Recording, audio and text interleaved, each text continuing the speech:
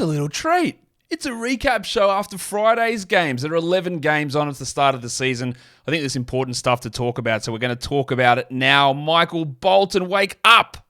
Thanks, Josh. It's Michael Bolton here, and it's time for another episode of the Locked On Fantasy Basketball Podcast. Let's get to it. Let's get to it, indeed. You are Locked On Fantasy Basketball, your daily fantasy basketball podcast, part of the Locked On Podcast Network.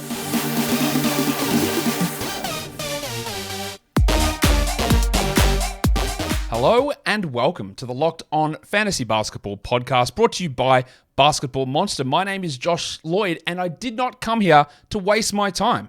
I'm also the lead fantasy analyst at basketballmonster.com, and you can find me on Twitter, as always, at redrock_bball, on TikTok at redrock_bball, and on Instagram at Locked On Fantasy Basketball. Today's episode is brought to you by Dave. Download Dave today at dave.com/LockedOnNBA. You can get up to $500 in 5 minutes or less. No credit check, no late fees.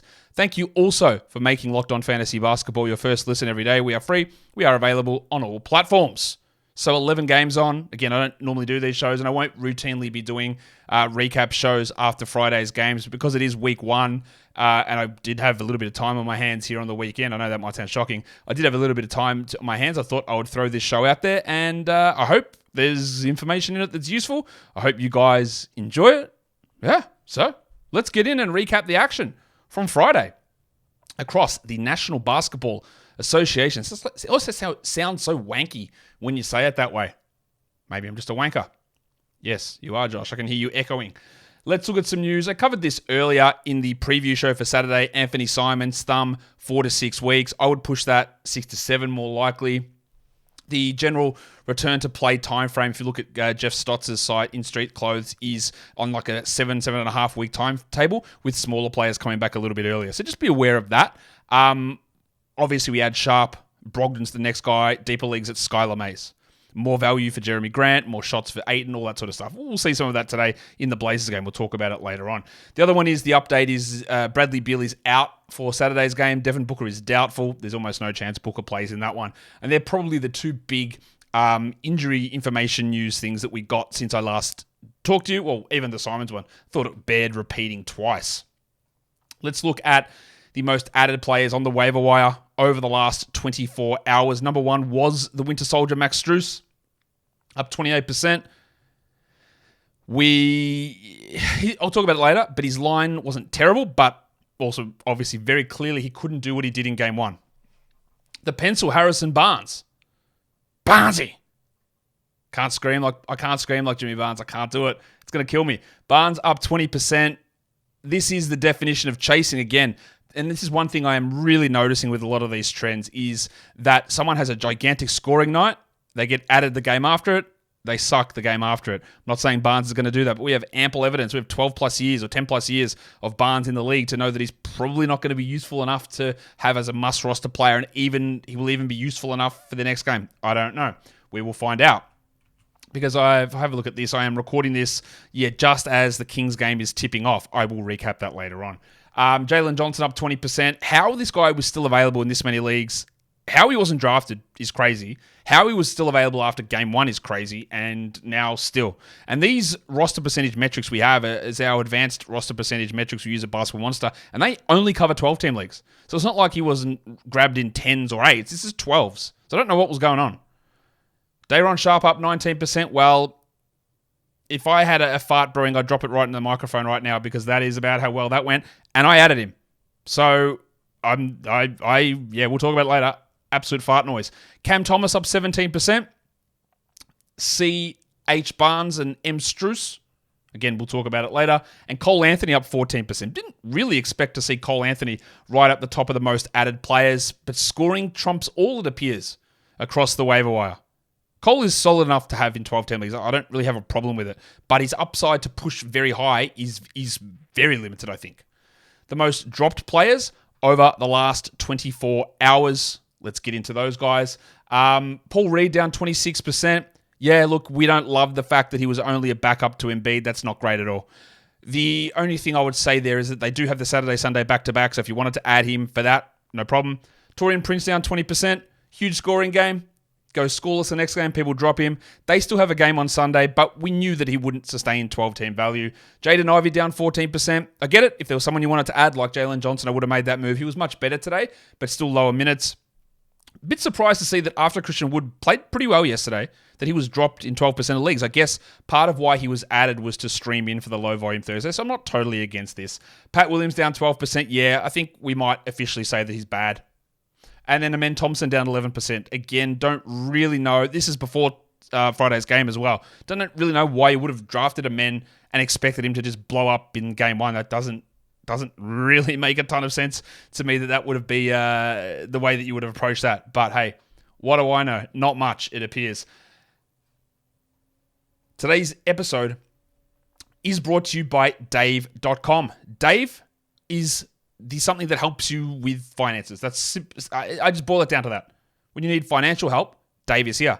Dave is great. And Dave gets you that extra cash when you need a hand between paychecks. And it can also help build your credit by settling extra cash advances on time.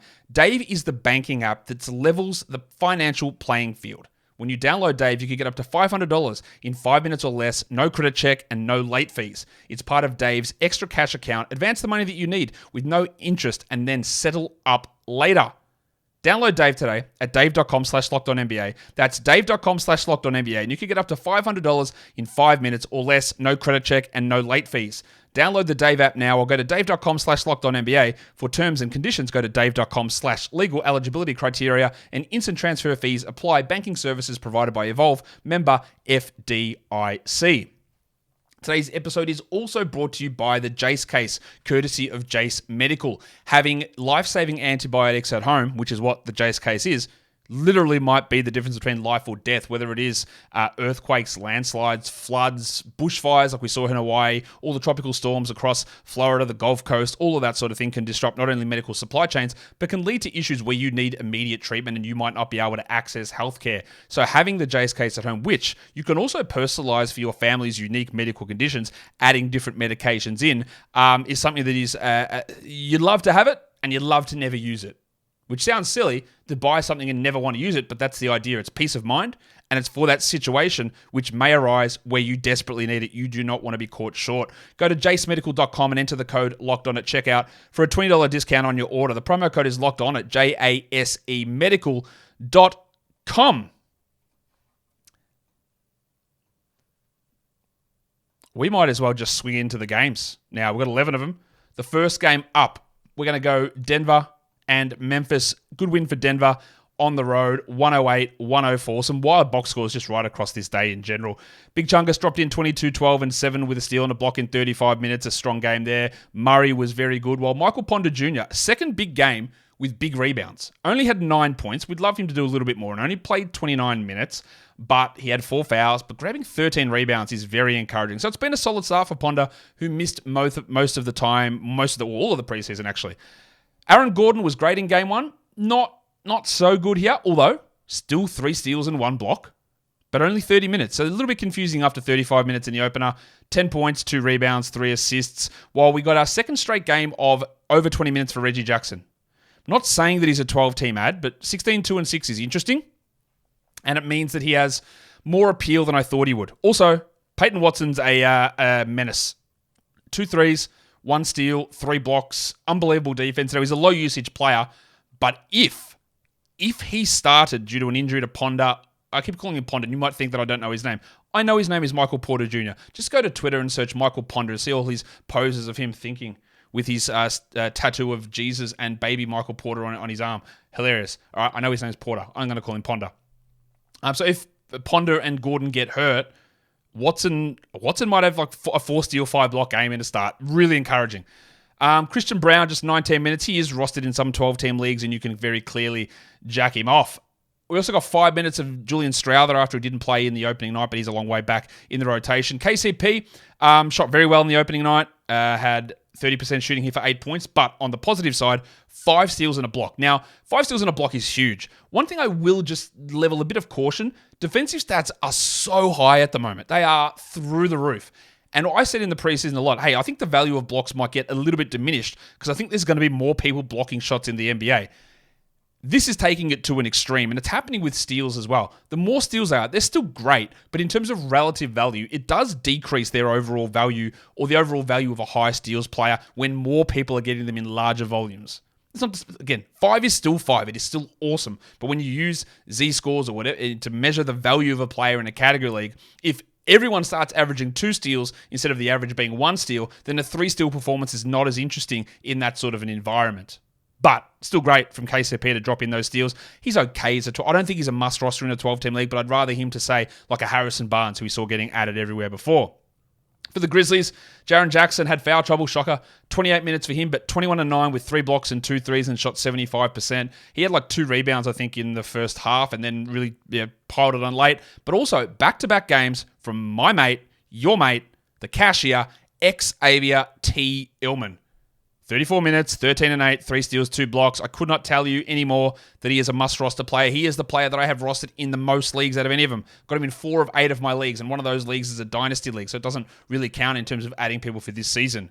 So, yeah, he has... Look, Santi Aldama returning might cut it a little bit, but he is going to lock in with huge minutes, and he is a must-roster in every format, I think. More so categories than points, but he's a must-roster.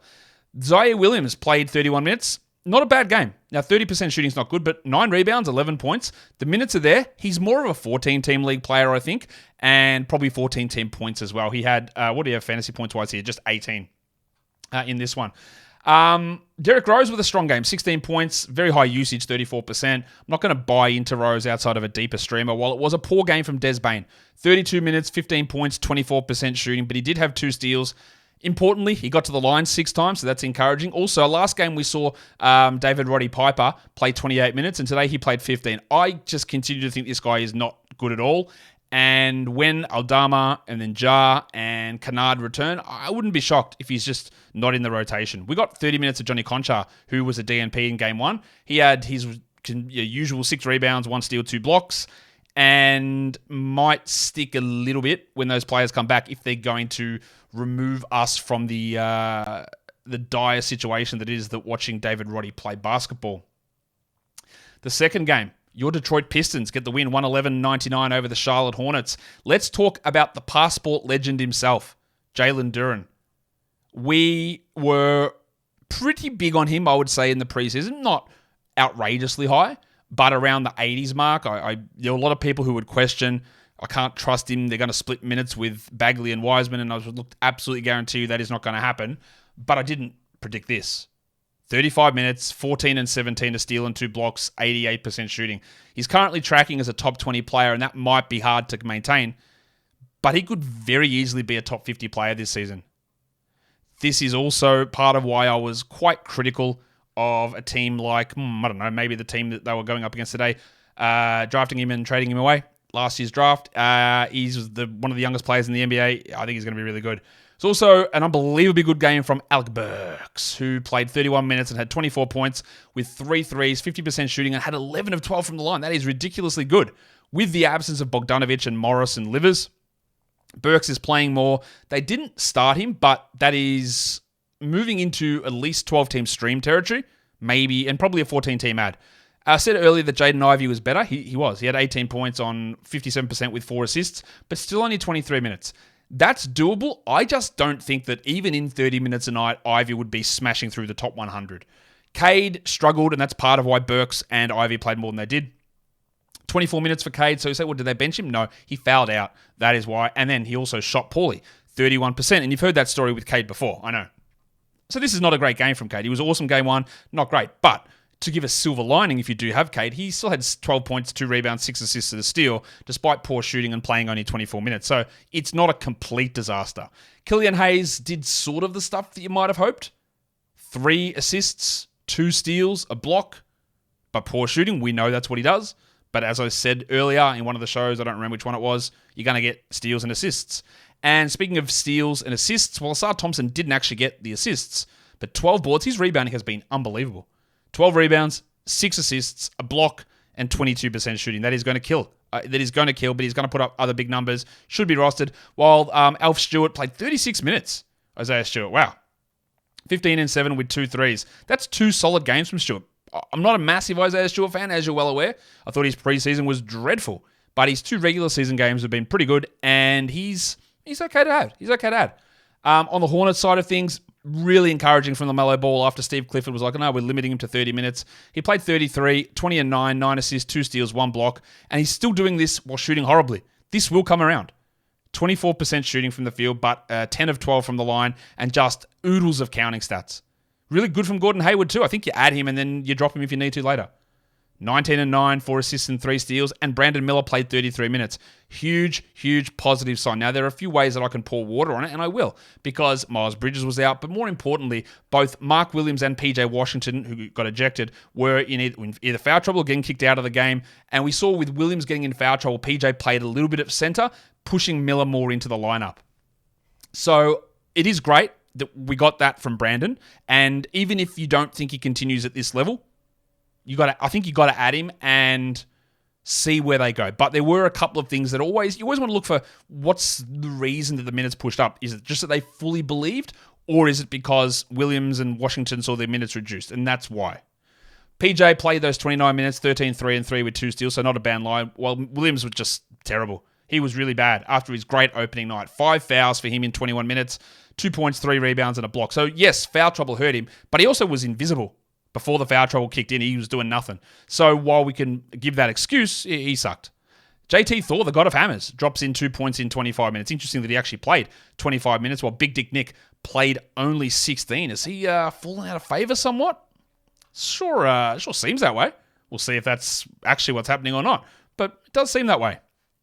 Today's episode is also brought to you by Prize Picks, the largest independently owned daily fantasy sports platform in North America. Not only is it the largest independent platform, it is the easiest and it's the most exciting to play because you don't have to spend hours and hours going through spreadsheets and algorithms and lineups and salary caps. They put out player stats and you say, yeah, more, or you hit the other button and go less. That's it. Do that for up to 6 players and you could win up to 25 times your money back. Chuck 10 in, get them right, get $250 back. Really, really simple stuff. Multiple sports, and they've got injury insurance. It's called the Prize Picks Reboot Policy. So your entries stay in play even if one of your players gets injured. That's for NFL games and college football top 25 matchups. A player who exits the game in the first half and doesn't return in the second, that player gets rebooted. Prize Picks is the only daily fantasy sports platform with injury insurance. So, go to prizepicks.com/LockedOnNBA, enter the code LockedOnNBA, and you can get a first deposit match up to $100. That's prizepicks.com/LockedOnNBA. The code is LockedOnNBA, and get yourself that first deposit match up to $100.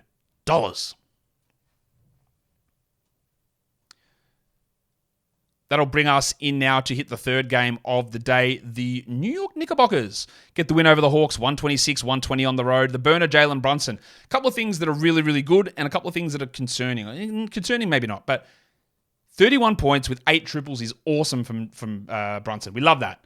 He went 8 of 12 from 3, which is clearly not going to happen, but he only played 33 minutes. What's with old mate Tibbs in the low minutes? Bit interesting. He was great, though. Still no defensive stats. Well, Rowan Barrett. I have made a pledge with myself and all of my sponsors to not buy into Barrett until I see it for a year. So this is great. You can do with it what you want. 26, 3 and 6, 60% shooting, 5 of 6 from the line. Has he finally turned the corner in year 5? Maybe. I'd like to see it for more than 2 games, though. So you can buy in, but it would be disrespectful to my faith for me to come out here and tell you that, yeah, I'm all in on RJ Barrett, because I'm not. But I understand why you would be. The other guard minutes problem reared its head. And this is why we had concerns. Josh Hart, under 22 minutes again. I cannot understand what's going on here, but that is 2 games in a row, and we knew there was a minutes crunch. So I think you've got to drop Josh Hart if someone appealing appears. And quickly, despite a really good game last time, 24 minutes. 11, 6 and 6 is still strong, and he shot only 29%. I'd keep him over Hart, but it's a worry. Quentin Grimes, if you've got him, you drop him. 6 points in 25 minutes. And DiVincenzo, 16 points in 20 minutes. But those 4 guys are going to be eating each other's ass in terms of minutes all season, it feels like. And that means it's really hard to rely upon them unless someone gets hurt. But how about old mate Mitch Robinson, who played 21 minutes last time? He definitely took it from here because he played 38 minutes, including 20 in the first half. 7 and 13 with 4 steals and 4 blocks, and in complete bizarro fashion, shot 33 from the field and 75 from the line, where usually it's the other way around from this bloke. That is a gigantic performance, and that meant Hartenstein played only 10 minutes. So my idea that maybe they're leaning Hartenstein was incorrect. 8-2 for Isaiah with a steal and a block. Still not terrible, but that rotation is going to be hard to find value in a lot of different spots. For the Hawks, also, I'm not doing this. RJ Hunter's the other bloke. DeAndre Hunter, 27 points in 32 minutes with 6 rebounds on 62%, 8 of 8 from the line. Not doing it. Not adding him as a 12-team league player. You can, but I'm not. But you have to be still with Jalen Johnson. Not as good as last game, but another game with 30 minutes. And that's it. That's the indicator. If for some reason you were holding off, that is your indicator. 11-9, a steal and a block for Jalen, while the depressed penis sadly got his way to 5 points to Sadiq Bey in 26 minutes with a block. Again, shallow as you drop in a 12, he's okay to have, but looks like there's going to be a bit of dickery happening quite often. Speaking of dickery, we did get at least 20 minutes of Onyeka Okongwu here, and he did have 4 early fouls. It's still not the greatest game, but I am absolutely holding. The problem I will have here with Okongwu, who had 6-2 with 2 steals and a block, that's not terrible, it's not great, is that this is basically the exact same rotation that Quinn Snyder used last season. And we thought, me getting the information from Hawks people, that they would push that more towards Okongwu, and they have not. So, at the moment, that appears wrong. But I am still 100% holding Okongwu. In a points league, you probably don't have to be fair. He's not a good points league player in comparison. But in category leagues, yeah, I'll still hold. As for the Kerner himself, Clint Capella, 13-13. Good bounce back from DeJounte as well, who had 18-7-6, and Trae Young had 18-3-12 with 3 steals on some poor shooting, which will happen with Trae Young from time to time. Nothing to, I don't think, overly panic about. The fourth game of the day, the Miami Heat, the Boston Celtics. The Celtics win at 119-111. Hero plays 40 minutes. 28-6, 6 assists with 5 threes. Still no Josh Richardson, and Caleb Martin was out. So that meant that Kevin Love got another start. 21 minutes only after 27 last game. 9 points, 9 rebounds. He's been added in some 12-team leagues. I wouldn't suggest doing that necessarily. While a fantastic bounce back from Lowry. Last game, 1 shot. This game, 7. And hit 6 of them. Well, 5. No, 6 of them. 13, 8, and 5. That is definitely a 12-team line. Whether he remains a 12-team league player, I don't know. But I do think he will stay starting over Richardson for now. Adebayo, outside of bad shooting, was good. 27-7-2 with 2 blocks. And how about Drew Smith? Yeah, he's a real player. 23 minutes, 9 points, 3 threes, 3 steals, and a block. And somebody who has their league on ESPN, answer this for me, because I don't, and I'm not going to go look it up. Is Drew Smith addable? Yeah, you know what? I think I can actually go check this. What's your guess as we live fact check this on air? Is Drew Smith on ESPN an addable player? All right, the tension builds as I look in the background. He is! Rare ESPN W. There you go. Drew Smith is available to be added. I've got him in my 30 deep team, and he's a deeper league interesting guy. Jamal Cain only played the 4 minutes here. Jaime Jaquez went scoreless. And what else is of interest here? Oh, Jim Butler. Yeah, not great, mate. 14 points in 34 minutes for Jim. He's had a really rough start. If we were doing buy and lows after 2 games, I'd suggest buying low. 27% shooting from Jimmy. In this one, for the Celtics, it's one of these days where you just want to run outside nude, because Derek White dropped 28 points in 36 minutes. 5 threes, 6 rebounds, 3 assists, 1 steal, and 3 blocks. And it does warm my heart, not only to see Locked On Celtics host John Corrales tweet out a Maximum Derek meme. I know that hits so nicely for me. Even if he doesn't know where it comes from, I'm very happy. But when you are like 4 years ago saying, hey, Derek White's really good, and then you look pretty dumb a lot of the time, and then it comes to fruition, it's good. Now I'm going to be wrong on a million different things. But I know that he's good, and it worked out pretty well here. But to be fair, for this season for fantasy, I didn't think he was going to do this. I didn't think he'd ever get enough shots. In fact, he only took 15, but hit 60% of them. We knew the defense would be there. Jaylen Brown, better. 27 points in 34 minutes, 27-6-1 with 2 steals. But what are these minutes? 41 minutes for Jason Tatum. Now, he was inefficient. 22-8-5. While Porzingis fouled out, that's why the 30 minutes. Not a terrible game, but not great. 17-9, 3 steals and a block, while Drew also was good. They just concentrated every stat into 5 blokes. Holiday had 17, 10, and 7. Horford went scoreless, missed all 6 of his shots. This was a little bit of an issue for him last season with a big drop in percentages, so watch that. But he did have 10 boards. I don't think he's a 12-team league guy. And then it's Pritchard, Brissett, and Hauser off the bench who didn't do anything, which I don't think is a particularly big surprise. How about your NBA champion Oklahoma City Thunder? 108 over the Cavs, 105. We'll talk about Shea, 34, 11 and 4, 5 steals and a block. Free throw attempts well down. That's 8 combined over 2 games. He averaged 11 a game last season. But doesn't really matter. He's dominating. And how about Chet Holmgren? There were some worries that his minutes would be low and he might struggle, but 31 minutes, 16, 13, just a casual 7 blocks. This is what, back to earlier, talking about the proliferation of defensive stats. When you add Chet Holmgren and Victor Wembanyama to the league block average is going to rise. Awesome stuff. Lou Dort was also somehow unbelievable. 25 points, 39 minutes, 69% shooting from Dorter, while Jalen Williams, I wouldn't say Jalen Williams has blown us away so far. He's been okay, but he hasn't really taken huge steps forward. 14 and 5 with 1 steal on 29% and wasn't a great night from Giddey. In fact, I'd say it was a bad night. 2, 6 and 6 in 28 minutes. My man, Kaysan Wallace, 9 and 2, just chugging along for deeper leagues there. Well, not much else happening with that bench. We did get to see some minutes of Vasily Micic, who had 3 points in 6. I was obviously, from the tenor of a lot of my discussions through the preseason and the draft period, a little bit worried about Giddey this season. This does not justify that, but I would say that I'm feeling more confident about being a bit worried about where Giddey fits for the season. For the Cavs, 42 minutes for Don Mitchell. JB loves a short rotation. They had no Garland, no Allen in this one. Mitchell goes 43, 8 and 5, 3 steals, 2 blocks and 4 dribbles. Massive. Mobley, okay. 14 and 15 with 2 blocks, while Dracaris Levert dropped in 17, 2 and 2 with a steal and a block. Now, I've got him as the stream of the day for tomorrow, so maybe I've gone a bit too early on it. While Isaac Okoro continuing to look competent.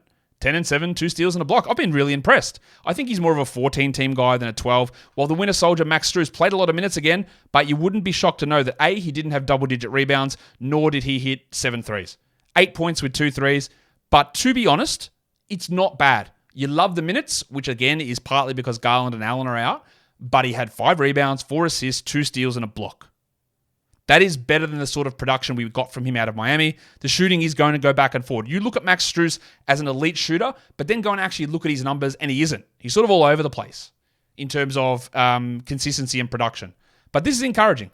I wasn't as big on him as a must-roster 12-team league guy before today. I'm still not probably right at must-roster, but I'm encouraged by the fact that he did stuff without hitting an insane amount of shots or pulling down a crazy amount of rebounds. That is very encouraging just for that part alone. All right, an overtime game. There were a couple of these on Friday. The Spurs knock off the Rockets, 126-122. Let's start on the Rockets side. I said this a couple of times in the preseason that Ime Udoka ran some pretty heavy minutes rotations in Boston. And yeah, 45 minutes for Fred VanVleet. That means that he played 40 in regulation. 24, 8, and 12. Great for fantasy stats. I'm not sure it sticks at that level. That's very high. 41 for the delicate dancer Şengün. Let's go. All right, let's go. They are not benching him for defense, it appears. He had 25, 14, 7, 2 steals, 1 block. He's awesome. He's awesome. Great, love it. Jalen Green, 38 minutes, 22, 5 and 4. Big recovery from him after last game. Still no defensive stats and no attempts at the line, which is a little annoying, but otherwise good. And Dylan Brooks, 2 strong games for Brooksy. Now, normally he's a guy that I'm just like, no, in category leagues. He just does too much damage. And I'm still not going to pull off that 100%, but that's really encouraging. 2 strong games. While Jabari Smith, 2 struggle games. He played 37 minutes. At least he didn't foul out, but 13 and 9 and couldn't shoot. Again, it's all well and good to do it against James Wiseman in Summer League, but yeah, he's really struggling at the moment. And that bench rotation, yeah, yikes. Amen Thompson, 13 minutes, 4, 1 and 3. You can drop him. My issue earlier with the waiver wire drop situation was not why is he being dropped so much, because if you, the part of it was him being dropped before one game or after one game, because surely you had some sort of patience. But that's 2 games and 13 minutes isn't going to cut it. It's more just a stash and wait and see. But I get it. Like, if you don't have that ability, move on. 4 points for him. As much as I like him, that's just not enough. 11 minutes for Reggie Bullock and 10 points in 21 minutes for Jeff Green. I'm not sure why Jeff Green's getting 21 minutes in this year, But there we go. Wembanyama. Yeah, 31 minutes, 21 and 12, 2 steals, 3 blocks. Shot poorly. We knew that would be a problem for him, but got to the line 8 times, went 7 of 8. That's still really strong, fantastic after a bit of a disappointing first game. Jeremy Sohan hit his shots and his free throws and still only played 26 minutes, while Trey Jones got 33. That's something to watch. I still think that Sohan's must roster. 14, 5, and 4 with 2 steals, and Jones had only 6 points, but 8 assists and 3 steals. That's useful. I wouldn't have thought that he would get consistently more minutes than Sohan, but he got it in this game, didn't in game 1. That's encouraging. That's good, yeah? That's really good. Devin Vassell played 40 minutes, 25 points, but poor from the line, and not much in the peripherals, while Zach Collins had 9, 6, and 8 with 4 steals. Horrible percentages from Zach, but he is very clearly must roster too. Keldon Johnson, the horse, didn't quite get the big numbers of last game, but 20 and 4 with 4 assists is encouraging, and he was efficient too, and his usage has pulled way back, but he's up the efficiency. Very, very encouraging. Not much else going on there, but the most minutes coming off the bench behind Jones was Chetty Osman, 14 points with 4 threes. At least that puts him into some sort of deeper league discussion because he wasn't really there before. But some very interesting developments there with the Trey Jones stuff, with Sohan hitting his shots, with Keldon looking strong again, and with the gigantic minutes in Houston. The next game was a weird one. Went to overtime. The Bulls get the win 104-103. The Raptors scored 35 points in the first half. The Bulls only scored 42. But somehow we get it to overtime and the score ends up looking sort of normal, even though low. Let's talk about Toronto first. Let's talk about Scott Barnes. 39 minutes for Barnesy, 22, 10, and 10 with 2 blocks, 64% shooting. I'll tell you, I'm always transparent. I did not like Scott Barnes his rookie year, and he outproved me. He proved me wrong. I didn't think he was going to take a big step forward year 2. I was correct. This season, I was like, I do think he's got a massive chance to outperform my projections, which I stated in my breakout show. But I wasn't convinced. I didn't think he was necessarily that good. He's been awesome. He has taken a big leap forward, and he is putting up huge numbers and looks fantastic. Right? Absolutely looks fantastic. Great stuff from him, and you love to see it. OG Anunoby left this game after 28 minutes with cramping. Hopefully he's okay for tomorrow. He was not quite as good as the game before. While Dennis Schroeder, only 10 points, but big minutes and 10 assists. He probably does need to be on a 12-team roster. Siakam's still hasn't really got it going, has he? 41 minutes, 18 and 8, 3 of 6 from the line, no defensive stats, hasn't been great. While 0-minute legend Chris Boucher came in and played 17. While we saw Flynn play 4 and Dick play 6. Pirtle fouled out, so you can worry a bit about the minutes, but he fouled out. That's why he only played 19 minutes. 8 and 6, don't drop him. While Gaz Trent played a ton, partly because of Anunoby's injury and Pirtle's foul out. 16 with 2 steals for Trenner. Poor from the field, but even worse from the line, 1 of 4. I don't think he's a must-roster 12-team league guy. I mean, you can have him, but he's not must at all in my mind. Well, Boucher had the 10 and 6, as I mentioned earlier, in those 17 minutes, but huge from Scott Barnes. He's been awesome to start this season. For the Bulls, I think Patrick Williams just might be terrible. He started and played 13 minutes. He did have 3 fouls, but he's also just bad. 3 points, 3 rebounds, 2 steals. I think you can at least put him into the droppable bucket where you go, if I need to move on, I move on. It's year 4. You still haven't really shown any improvement. DeRozan ended with 33 points and 5 steals and a block. That's huge from DeRozan. You don't get that normally. But weirdly, his free throw shooting's been off. 71% on 14 attempts. That's really negative.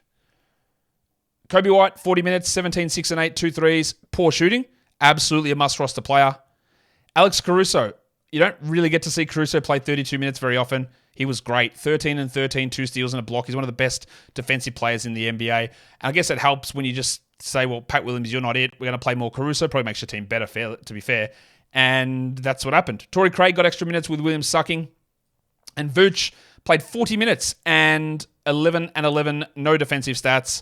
Shot horribly from the field and from the line, and my worries about him do not stop. I still feel worried about where he goes.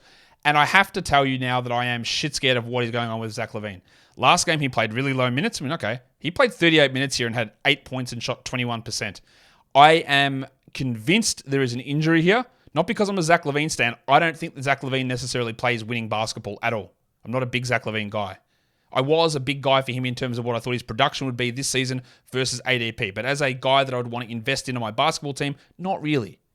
But one thing that did happen, I saw it get reported, and I wish I could remember who reported it, but after halftime, he came out with some sort of heating pad on his back.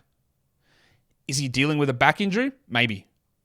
It's quite possible, because these first 2 games have been disgusting. And yeah, I would love for it to get turned around. Caruso, he's definitely in prime position to be a streamer if they're going to play him over Pat Williams. I'm not sure they do. Kobe obviously must roster. You can drop Pat, and you just got to hold Levine. I've already got the question, man, what do we do? Do we just drop Levine? Like, no, we don't do that. We don't drop Pirtle. But it's not great, but it is 2 games. So we hope some of this stuff turns around. Because I don't think it's going to stay at that level, but you just got to not panic too much. Brooklyn. Dallas.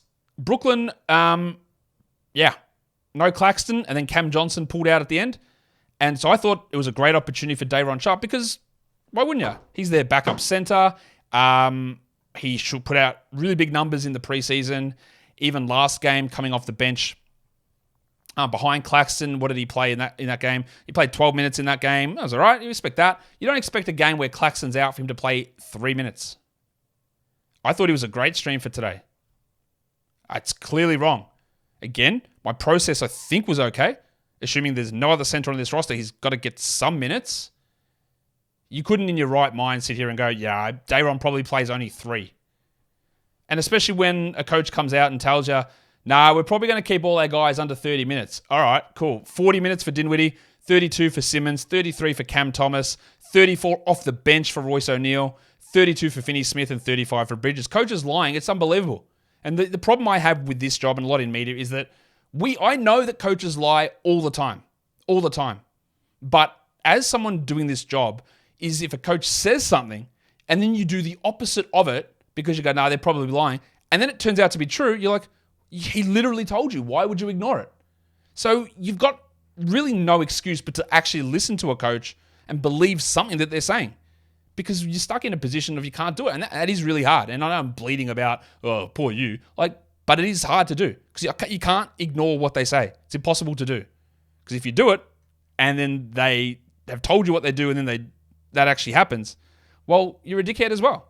So I'm a dickhead, clearly. I fucked that up for Day'Ron Sharpe, clearly. He still had 4 rebounds in 3 minutes somehow and got a steal, but that's a disaster. It's also looking at this point, early, 2 games, like a disaster if you pick Mikal Bridges early.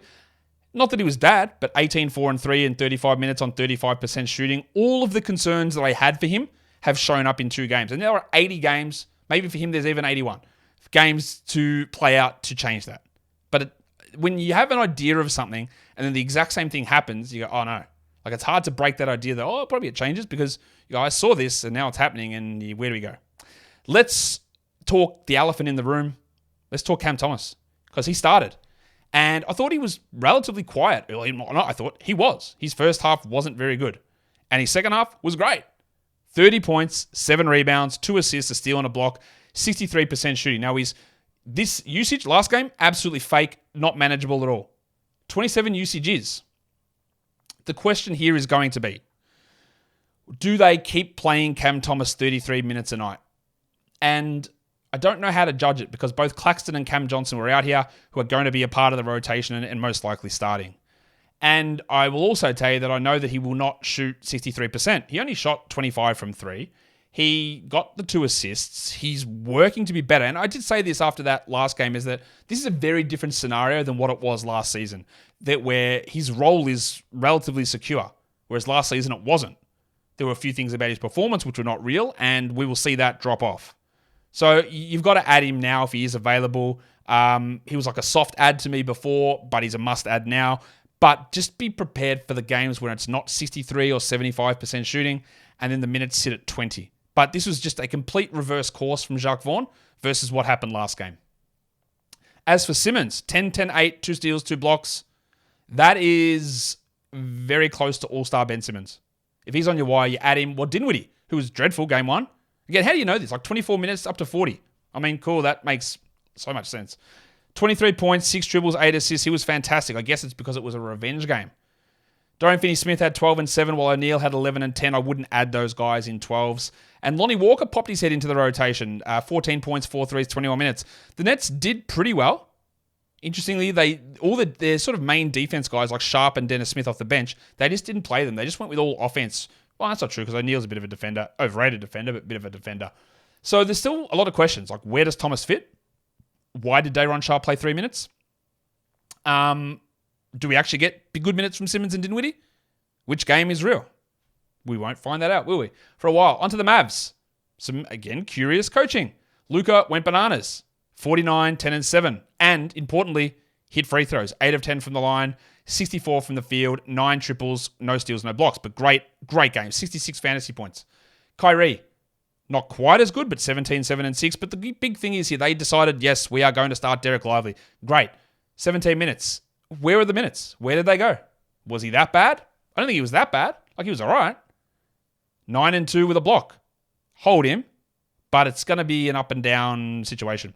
This is partly why I didn't look at Grant Williams as a must-roster guy. 5 points in 29 minutes. While Derek Jones continues to start, I don't know why. 4 points for him in 14, while Josh Green didn't continue the form. 3 steals is nice, but he's only to be streamed, I think, when one of Kyrie or Luka sits. Dwight Powell back in the rotation, of course. He is old trusty. Wouldn't be shocked if he started over Lively the next game because Kid just loves mixing it up.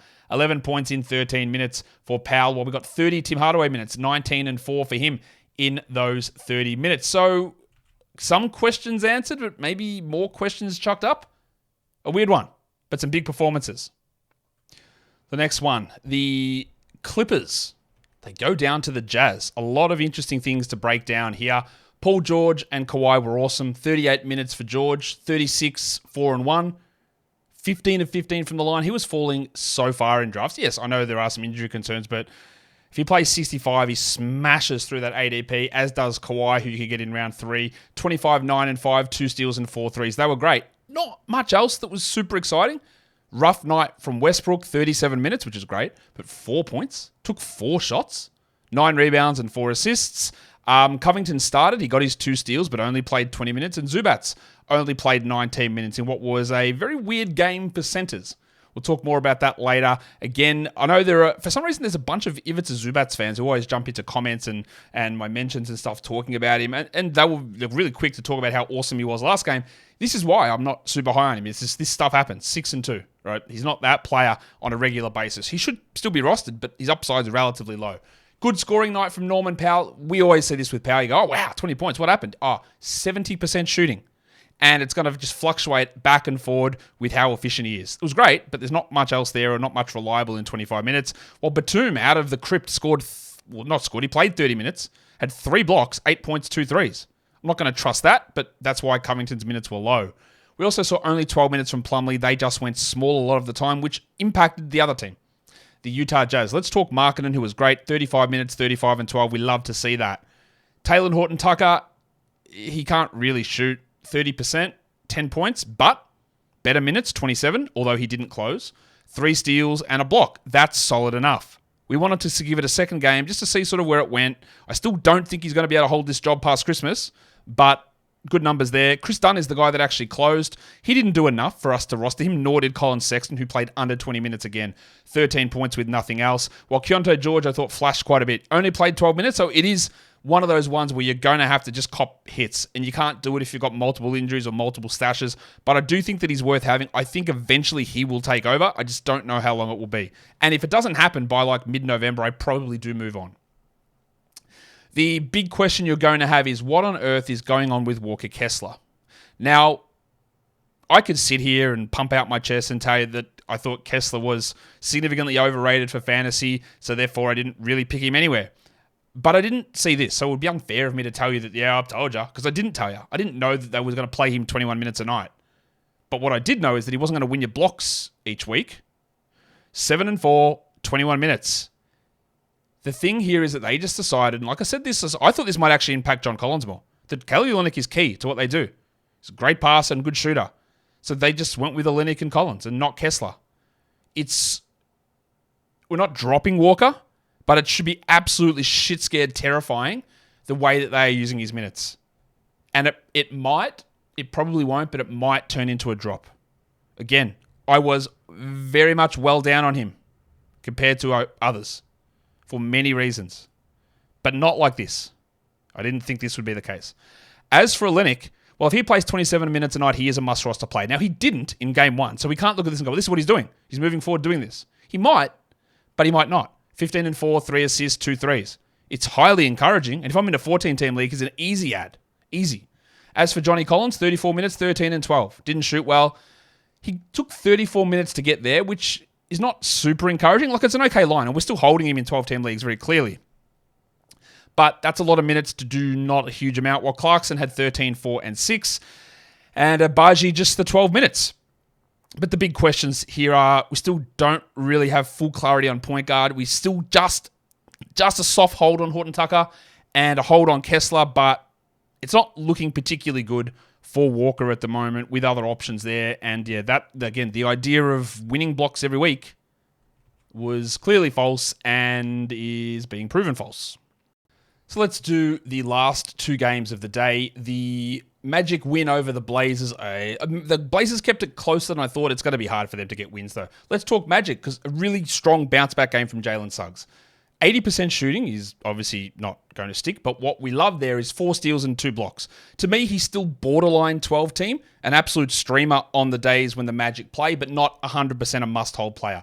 Franz Wagner, really good to see some of that aggression. 38% shooting is bad, but 16 attempts, 9 at the line is awesome. 23, 5, and 3, sort of trending a little bit towards breakout, while Paulo Banchero, the 2 steals is good, but 42 from the field, 44 from the line, he's struggling. 35 minutes is good, though. 14, 7, and 4. Only 8 minutes for John Isaac. That's not going to be enough for him to be a 12-team league player, while only 25 for Markelle Fultz is also a little concerning.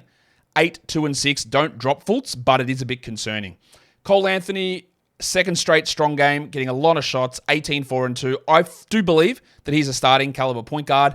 I just don't think it's going to be on this team, but he's put together 2 really strong games, 30 usage in this one. I wouldn't bail on Fultz at all, but I would consider adding Cole in 12-team formats. Mo Wagner had 17 and 9, good game from him, perfect from the field, and that meant that Wendell Carter had some struggles. Again, we don't need to worry too much about Wendell. 8 and 9, he shot horribly, just 29%. He will be better than this on most nights. Don't do anything foolish with that one for Wendell. I believe, did he have any fouls? He had 3 of them, so not too much. For Portland, of course, no Anthony Simon, so Shaedon Sharpe started. Played 41 minutes. They have no guards. Remember that. 24, 5, and 2. Bad shooting, but he's going to take so many shots.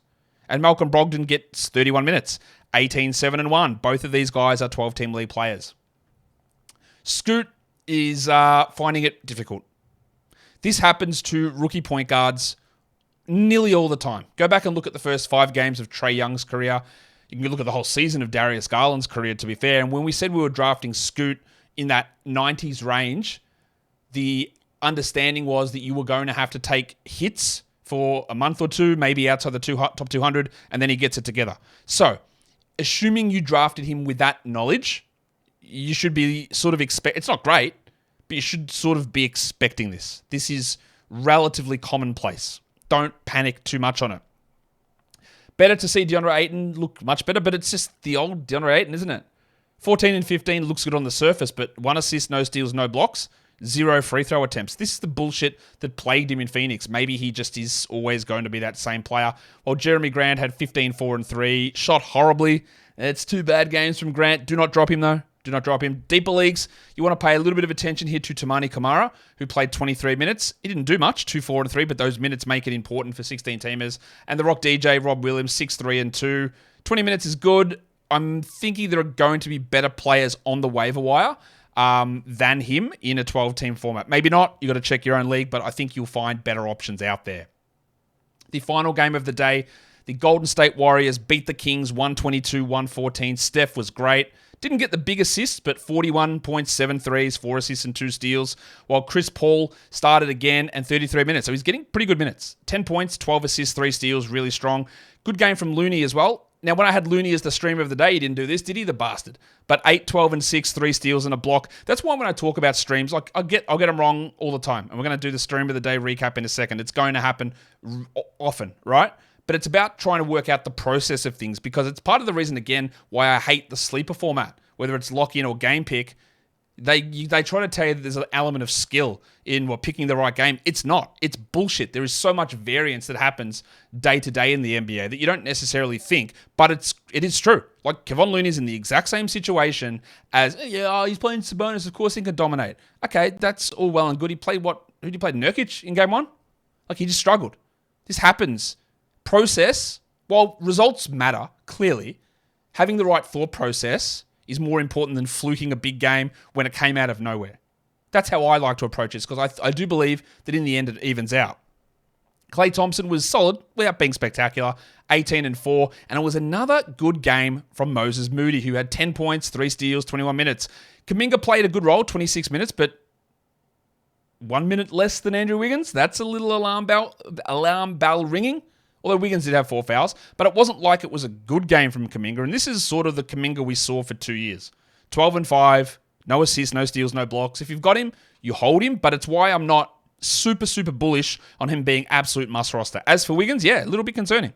11-5-3, 27 minutes, 39% shooting. It is only 2 games, but, not looking great.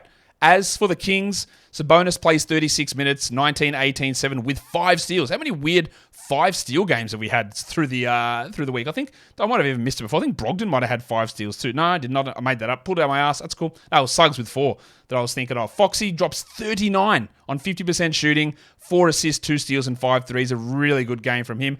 And Malik Monk has 6 assists in 18 minutes. 40 minutes from Keegan Murray is massively encouraging. 21 usage is also encouraging. He only shot 38%, but things are looking better. And you will be stunned to know.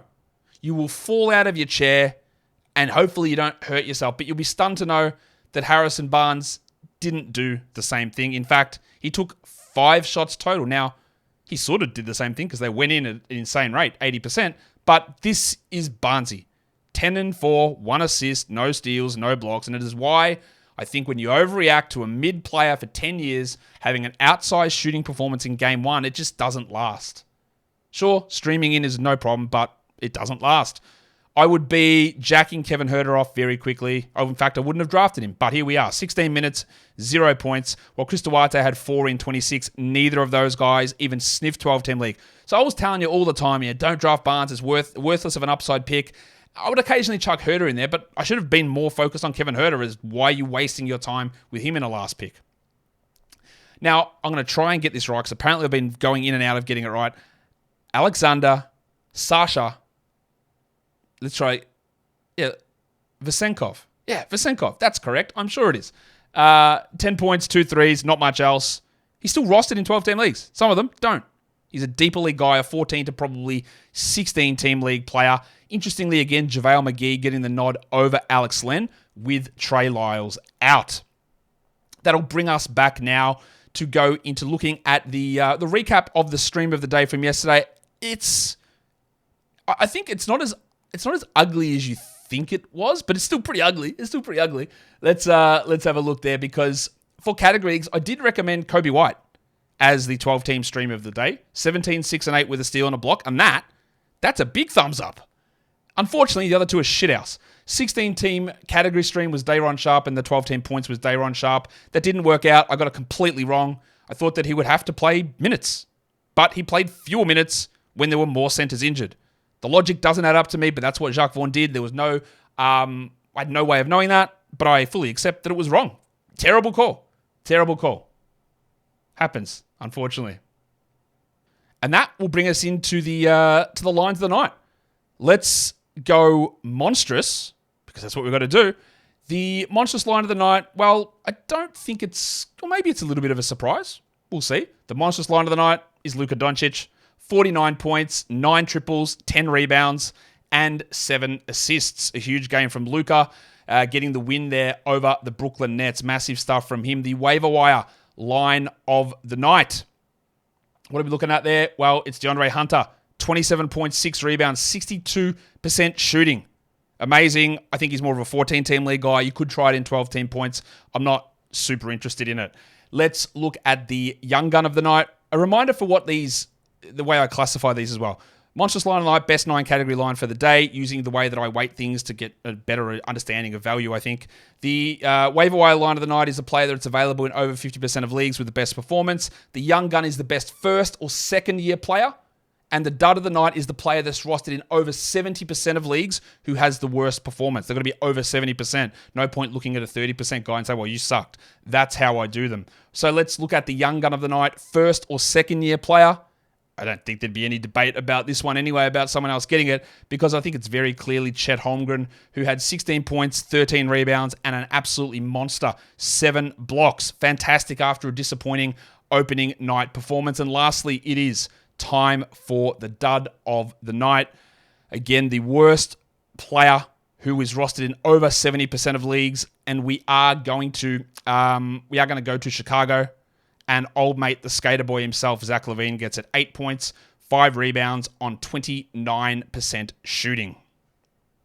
All right, so let's look at the top 6 players for the night. Friday, we're going to finish it off there, which is exciting. The top 6 players in category leagues for today: Luka Doncic, Steph Curry, huge game from him, Don Mitchell, Shai Gilgeous-Alexander, Chet Holmgren, and Lauri Markkanen. Your top 6 players rostered in under 50% of leagues: DeAndre Hunter, Alec Burks, he's an interesting streamer. Lou Dort, not that interested there. For points league, sure. Jalen Suggs, really good bounce back. Still, to me, sits on the border of 12 teams, so he's a 14-team must. A 12-team okay stream for defensive stats, but it's going to be up or down. Kobe White, yes, clear must roster to me. And Kyle Lowry, pretty close to a 12-team league player. Again, it's a little bit on the borderline there, but a guy that plays 30 minutes as a starting point guard. Now, he might not play tomorrow because it is a back-to-back, but he's close to it. Top 6 players in fantasy points leagues: Yahoo scoring, Doncic at 1, Don Mitchell, Shai Gilgeous-Alexander, Domantas Sabonis, Chet Holmgren, and the delicate dancer Alperen Şengün. And that will do it for me today. Don't forget to follow this podcast on Apple Podcasts, Google Podcasts, Stitcher, Spotify, and on the Odyssey app. And you know what to do. You thumb it up and you leave those comments down below. Guys, we are done here. Thank you so much for listening, everyone. See ya.